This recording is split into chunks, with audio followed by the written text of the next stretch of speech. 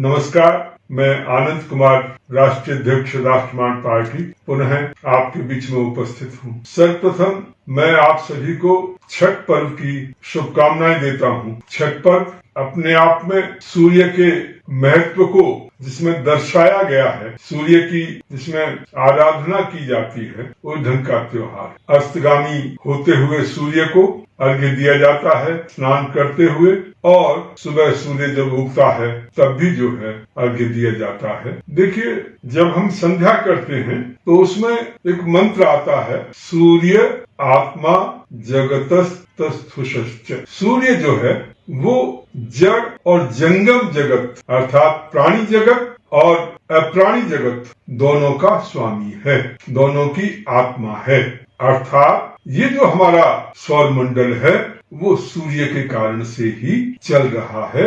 चाहे जितने प्राणी हों और जितने स्थावर जगत के जो हैं, वो सारा सब कुछ सूर्य के आधार पर है।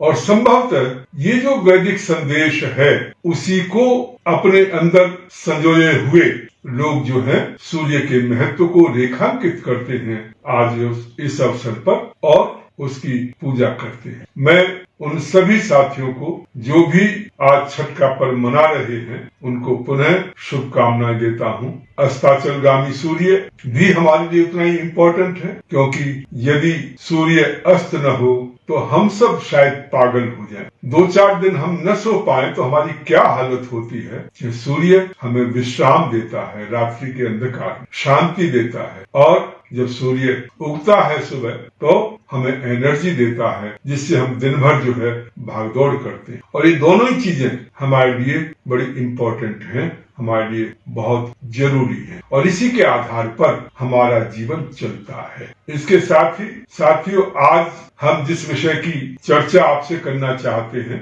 वो ये कि कुछ समय से इस ढंग के लक्षण दिखाई दे रहे हैं कि बीजेपी सरकार या केंद्रीय सरकार वो ऐसे दलित समाज के लोगों को जो कि धर्मांतरित हो चुके हैं उनके लिए रिजर्वेशन लागू करना चाहती है, और ये प्रयास उनकी तरफ से चल रहा है। इस ढंग के इंडिकेशन मिल रहे हैं कि सरकार अपना मन बना चुकी है कि जो पसमानदा मुस्लिम्स हैं उनको जो है किसी ढंग से रिजर्वेशन की कैटेगरी में लाया जाए। और इसलिए सरकार ने एक कमीशन बनाया है 6 अक्टूबर 2022 को, इसी वर्ष कुछ समय पहले, और XCJI बालाकृष्ण की अध्यक्षता में वो कमीशन बनाया गया है, और वो जो धर्मांतरित दलित समाज के लोग हैं उनकी स्थिति का आकलन करेगा, उनके बारे में स्टडी करेगा कि उनकी क्या स्थिति है, क्या परिवर्तन आया है, किस ढंग का उनकी सोशो इकोनॉमिक स्थिति है। उनको 2 साल का समय दिया गया है, और उस आधार पर फिर सरकार रिजर्वेशन चुनावों से पहले दलित जो धर्मांतरित हो चुके हैं, अर्थात या तो क्रिश्चियन हैं या मुस्लिम हो चुके हैं, उन दलितों को ऐसी कैटेगरी में लाकर उनको रिजर्वेशन देने का मोदी सरकार जो है प्रयास कर रही है। साथियों, इस विषय में जो संविधान के द्वारा या हमारे संविधान निर्माताओं के द्वारा जो स्थिति या जो स्वरूप दिया गया है उसको मैं थोड़ा क्लियर कर देता हूँ। हिंदू धर्म की जब वो बात की जाती है तो हिंदू धर्म के अंतर्गत संविधान के अनुसार हिंदुइज्म, बुद्धिज्म, जिसमें जैनिज्म भी शामिल है, और सिखिज्म, इनको स्वीकार किया गया है। अर्थात हम जब हिंदू कहते हैं उस हिंदू के अंतर्गत जैन, बौद्ध, सिख ये सभी आते हैं। और जब SC/ST को रिजर्वेशन की बात हुई तो वो रिजर्वेशन प्रारंभ में हिंदू समाज से जुड़े हुए जो लोग थे उनको रिजर्वेशन दिया गया, क्योंकि ये माना जाता है कि उनके साथ भेदभाव होता है। जो छुआछूत की जो स्थिति है वो उनके साथ होती रही है, और इसलिए जो उनके साथ छुआछूत का व्यवहार हिंदू समाज के द्वारा किया गया, तथाकथित बड़ी जातियों द्वारा किया गया, उसको निष्क्रिय करने के लिए या वो जो छुआछूत को दूर करने के लिए एक अफर्मेटिव एक्शन जो है संविधान सभा में जो भी उस समय विद्वान लोग थे, संविधान के ज्ञाता लोग थे और विशेष रूप से डॉक्टर अंबेडकर, उनका विशेष आग्रह था कि कुछ ईंधन की व्यवस्था की जाए जिससे कि ऐसे लोग जो कि बहुत समय से डिस्क्रिमिनेशन जिनके साथ होता रहा है, जो छुआछूत के शिकार रहे हैं, उनको कुछ ऐसा कुछ दिया जाए जिसके आधार पर वो हिंदू समाज के जो दूसरे वर्ग के लोग हैं उनके बराबर आ सकें। और इसलिए ये रिजर्वेशन की व्यवस्था की गई और हिंदू समाज के सभी लोगों ने उसको स्वीकार किया और वो जो है अभी भी चल रहा है। बाद में सिख समाज के में जो दलित समाज के लोग हैं उनकी तरफ से आवाज उठी कि उनको भी रिजर्वेशन का लाभ मिलना चाहिए। जो बुद्धिस्ट थे उनमें जो दलित समाज के लोग थे उनसे भी आवाज उठी और उनको भी, क्योंकि वो हिंदू संविधान के अनुसार हिंदू धर्म की ही शाखा है, इस कारण से उनको भी स्वीकार कर लिया गया। बहुत समय से क्रिश्चियन और इस्लामिक जो ग्रुप्स हैं, उनके स्कॉलर हैं या राजनेता हैं, बहुत समय से डिमांड चल रही है कि जो दलित क्रिश्चियन बन चुके हैं, जो दलित इस्लाम धर्म स्वीकार कर चुके हैं, उनको भी आरक्षण की सुविधा दी जाए। परंतु इस प्रेशर के बावजूद कांग्रेस पार्टी या दूसरी पार्टियां जो भी सत्ता में आई, सेंटर में थी, उन्होंने उस चीज को स्वीकार नहीं किया और अभी तक जो एससी के रूप में हिंदू समाज के अंतर्गत जो लोग हैं उन्हीं को एससी के रूप में स्वीकार किया जाता है और उन्हीं एससी एसटीज को जो है आरक्षण की सुविधा प्रदान की जाती है। और ये संवैधानिक स्थिति है। आज तक जो स्थिति है उसके बारे में मैंने चर्चा की, परंतु दुर्भाग्य से बीजेपी जो अब तक इसके विरोध में रही है और हमेशा इसका विरोध करती रही है, धीरे धीरे वोट की राजनीति के दबाव में आकर और ईंधन का खेल खेलना चाहती है और वो पसमानदा जो मुस्लिम्स हैं, जिनको काफी बीजेपी के साथ जोड़ने की कोशिश की जा रही है, उनको रिजर्वेशन देने की कोशिश की जा रही है। वो कैसे रिजर्वेशन होगा, उसका एक तरीका उन्होंने ये निकाला कि पहले उनकी स्टडी कराई जाए और उसके आधार पर फिर संविधान में संशोधन किया जाए और संविधान संशोधन करके ये जो है उनको आरक्षण दिया जाए। मैं मानता हूं कि जो दलित समाज के लोग हैं उनके साथ हिंदू समाज के द्वारा बहुत समय तक बड़ा गलत व्यवहार किया गया है और उस पाप के कारण हम लोगों ने या हिंदू समाज ने अपने बहुत से हजारों लाखों हमारे अपने समाज के लोगों को हमने अपने से दूर जाने दिया, कटने दिया और हमने उनकी चिंता नहीं। एक बात और कि ये जो व्यवस्थाएं बनी, जो छुआछूत की वो व्यवस्थाएं, जिस समय मुस्लिम आक्रांता यहाँ पर आए और अंग्रेजी शासन आया, उस समय ये जो है ज्यादा इनकी स्थिति खराब हुई, क्योंकि उसका एक मुख्य कारण ये था कि जो मुस्लिम आक्रांता थे वो केवल जो पहला मुस्लिम आक्रांता आया मोहम्मद बिन कासिम, वहां से लेकर जितने भी आक्रांता रहे वो सब तलवार के बल पर हिंदू समाज को इस्लाम में कन्वर्ट कर रहे थे, धर्मांतरित कर रहे थे और जितने भी थे सब ने प्रयास किया, चाहे वो अकबर हो, चाहे वो औरंगजेब हो, चाहे उनसे पहले हो, चाहे उनके बाद के हो, सब ने बहुत अत्याचार किए हैं और इस दौरान हिंदू समाज ने बहुत अत्याचार सहे हैं और ऐसे लोग जो हिंदू धर्म की रक्षा के लिए लड़ रहे थे, जो संघर्ष कर रहे थे, उन लोगों को इस्लामिक जो आक्रमणकारी थे उन्होंने दो ऑप्शन दिए, या तो वो मुस्लिम बन जाए अथवा उनसे मैला उठवाने का काम कराया जाए। उन्होंने वो स्वीकार किया, मैला उठाना स्वीकार किया, परंतु उन्होंने अपना धर्म नहीं बदला। ये वो लोग थे जो उनके खिलाफ संघर्ष कर रहे थे और इसलिए मैं हिंदू समाज के सभी लोगों से आग्रह करना चाहता हूँ, आओ हमारे अपने समाज के लोग हैं, वे लोग हैं जिन्होंने हमारे लिए संघर्ष किया है।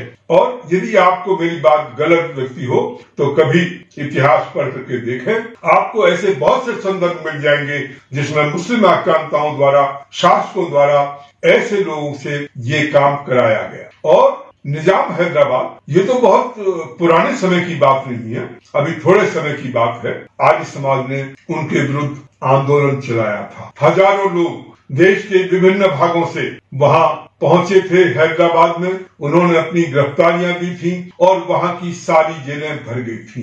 अंत में जब जगह नहीं बची जेलों में और जब निजाम हैदराबाद को ये दिखाई देने लगा कि वो इस स्थिति को नहीं संभाल सकते, तो उन्होंने सारी कंडीशंस मान ली। जो हिंदू समाज के लोगों को पूजा करने का अधिकार नहीं था, मंदिरों में जाने का अधिकार नहीं था, मंदिरों में जा नहीं सकते थे, अत्याचार करते थे, वो सारी की सारी शर्तें मानी गई और उनको जो है बाद में जेलों से छोड़ा गया। परंतु उस दौरान बहुत से ऐसे जो लोग थे जो कि फोर्थ फ्रंट पर काम कर रहे थे और जो निजाम हैदराबाद के जो अधिकारी थे उनकी आंखों में खटकते थे और जो मुकाबला करते थे उनके गुंडों का, उनको गिरफ्तार किया गया और जेल में उनसे मल उठाने का काम जो है करवाया जाता था। ये तो बहुत थोड़े से समय पहले की बात। तो ये जो सिस्टम वहां से चला, उस सिस्टम के कारण से ऐसे लोग हमारे से दूर हो गए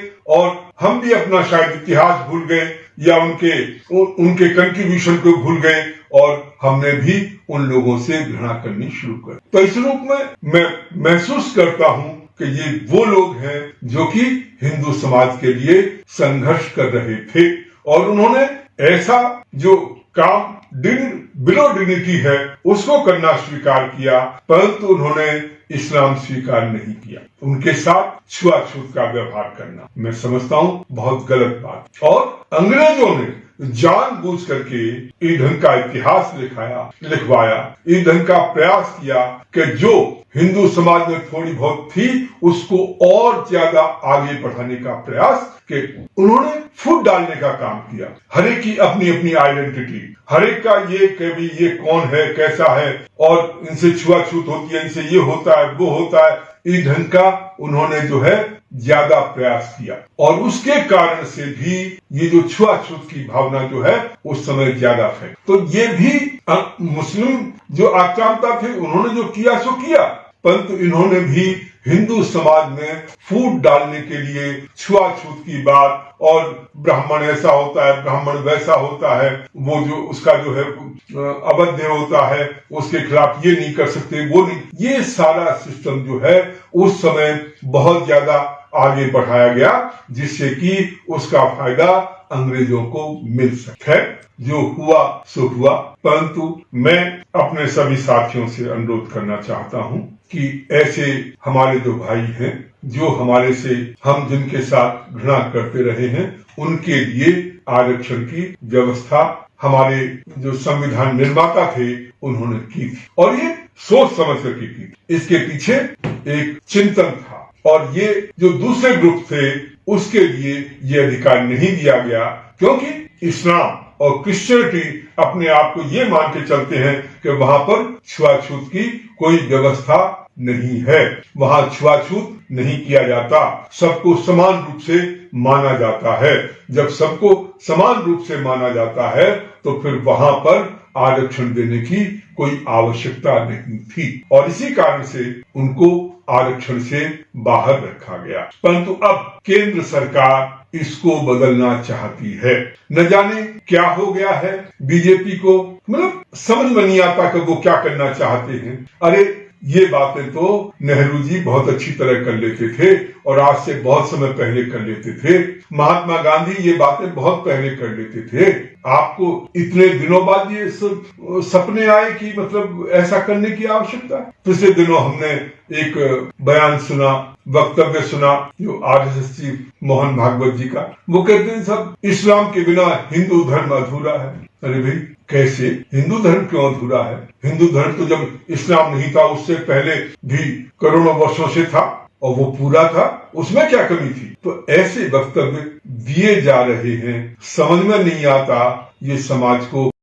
और एक बात और है कि ये जो किया गया था वो इसलिए भी किया गया था क्योंकि जो इस्लाम के लोग या क्रिश्चियनिटी के लोग ये सबसे पहला टारगेट दलित समाज को बनाते थे अपने धर्म में परिवर्तन कराने के लिए। उनको ये जो सुरक्षा दी गई थी कि वो हिंदू धर्म में रहेंगे, उनको ये आरक्षण की सुविधा मिलेगी, उसका एक कारण ये भी था कि उस कारण से वो धर्मांतरित नहीं होंगे, वो दूसरे समाजों में जाने की कोशिश नहीं करेंगे, ये भी उसके पीछे एक कारण। परंतु आज बीजेपी, मोदी सरकार उस जो एक प्रोटेक्शन मिला हुआ था दलित समाज को इस्लामिक और क्रिश्चियन ग्रुप्स के विरुद्ध में, और वहां उनको धर्मांतरण न करने की एक वजह प्राप्त थी, उसको भी बीजेपी खत्म करना चाहती। और यदि एक बार ये शुरुआत हुई तो ये कहां जाके रुकेगा इसका कोई आप अंदाजा नहीं लगा सकते। जो दूसरी पार्टियां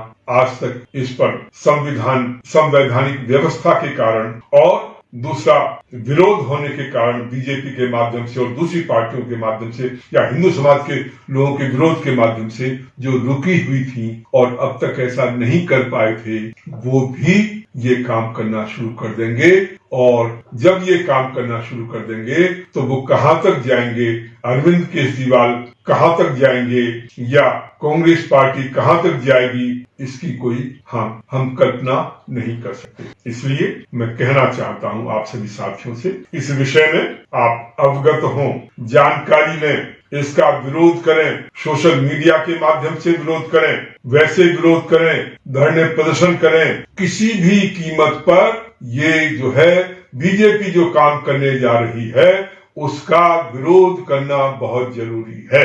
यदि एक बार ये हो जाता है तो ये देश की जो एकता, अखंडता, उसमें मठा डालने जैसा काम होगा। और मेरी समझ में नहीं आता आखिर क्यों बीजेपी के नेता वोटों के लालच में क्यों राष्ट्र की एकता और अखंडता से समझौता करने को तैयार हैं, जबकि हिंदू समाज ने उन्हें पूरा सहयोग किया है, आगे बढ़ाया है। उस सब के बावजूद उसी समाज को वो कमजोर करने की कोशिश कर रहे हैं इस तरह का प्रोविजन लाकर। इसलिए साथियों, हमारी आपकी जिम्मेदारी बन जाती है कि हम ये पूरी तरह से इसको का विरोध करें, इसको अपोज करें और ऐसा किसी कीमत पर न होने पाए, इसके लिए जितने हमारे साथी हैं, और केवल पार्टी की बात नहीं कर रहा मैं, जो जहां है, जितने लोग हैं, उन सबको इस विषय पर जागृत करने की जरूरत है। मैं जानता हूं बीजेपी कुछ अच्छे काम कर रही है, परंतु उसके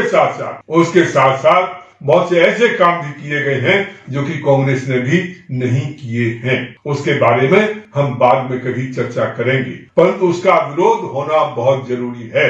यदि हमने विरोध नहीं किया तो ये समझेंगे कि सारे लोग उनके साथ हैं और वो जो चाहें सो कर सकते हैं। साथियों, मेरा आप सभी से अनुरोध है, इस विषय पर चिंतन करें, इस मैसेज को बहुत आगे तक बढ़ाएं, सोशल मीडिया के माध्यम से आप इसको दूर दूर तक पहुंचाएं, जो पार्टी से भी नहीं जुड़े हैं उन तक भी ये बात पहुंचाएं और इसका विरोध बहुत मजबूती के साथ किया जाए। आज मेरे साथ जो साथी जुड़े हैं उनका मैं बहुत आभारी हूं, धन्यवाद करता हूं। आगे भी रोजाना हम शाम को 6 बजे इसी प्रकार से जुड़ते रहेंगे और अलग अलग विषयों पर हम अपनी बात करते रहेंगे। आपसे अनुरोध कि इसको शेयर करें, अधिक से अधिकतम साथियों में शेयर, अधिक से अधिकतम लोगों को जोड़ें इसके साथ। फेसबुक लाइव जब होता है उस पेज के साथ जोड़ें, जो नहीं जुड़ पाए उनको बताएं। और हमारा YouTube चैनल भी चल रहा है, उसको भी सब्सक्राइब करें, लाइक करें, कमेंट करें। उस पर भी